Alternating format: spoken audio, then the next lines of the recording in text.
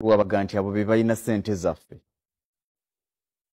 Era nakyo tukiwulira naye era kyekiri kyeggambye tizi ssente ezange nkolaakole mu empire yange nze capital era bwenvaawo tewali kijja kuddamu kola kutambula kugenda maaso. Kyobola anagamba nti ssente bakolaakole, ssente tebazibba, ssente tebazisikira. Kuba nakunnyonnyola wamangu omulundi guli neggamba nti ebintu bino birimu emitendera. Mulimu kye tuyita wealth, mulimu kye tuyita rich, mulimu kye tuyita poor, mulimu kye tuyita failure. Ebintu bino nabikunnyonnyola wamangu. biri bina. A wealthy person is that akoze Katonda n'amusaasira nga asobola okwetuusaako buli kimu nga he has substantial incomes without liabilities. Ennyingiza ye ennene ne talinaako na liabilities. Kyova ano wabeera agenza okugula ekintu, it's not a question of affordability, it is a question of desire.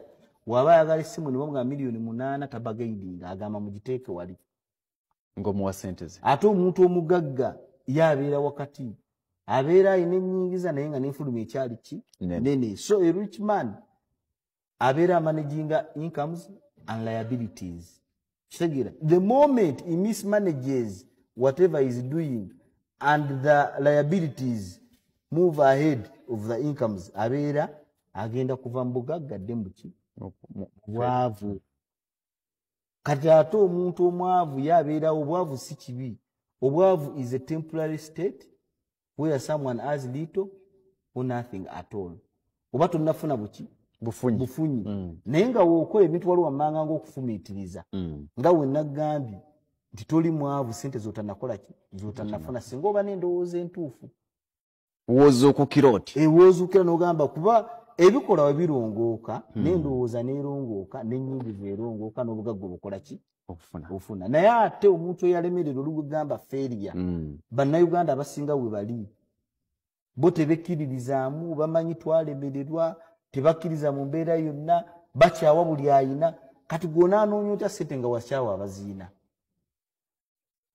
Buli lw'omulaba olaba nga tajja gy'oli. Era awo omusajja yagambanga nti show me your friends and I show you your future. Because abantu b'otambula nabo bakola kinene nnyo, endowooza zaabwe ziba za kuzimba, munyumya bintu bya kugula mataka. Omuntu abeerawo nga bakwano baali productive, buli wanyumya temunnafuna naye ng'olaba ebirowoozo biri waggulu. Show me your friends and I show you. And I will show you your future. Kuba ujjako essimu yo nfune gundi wano. Actually, kyobola nawandika mu katabo ako ligamba ba failure, they are never too late or too early for an opportunity. They are always present but off guard. Womuleetera ekintu ekikola n'omugamba walitadde muno kasente ng'agamba ezo sente z'oŋŋamba oba tugeze $1,000,000 ng'agamba ezo sente ntono nnyo sikiwa oba kinaakola. Womuleetera ekintu n'omugamba kyetaaga $10,000,000 ng'ajjanga agamba nti $10,000,000 sente z'oyogerako nga nnyingi teziifiiremu. They are never too late or too early for an opportunity, but they are always present and off guard. They tend to think more than a university professor, but do less than a blind man. Era namukatona biwandiikamu.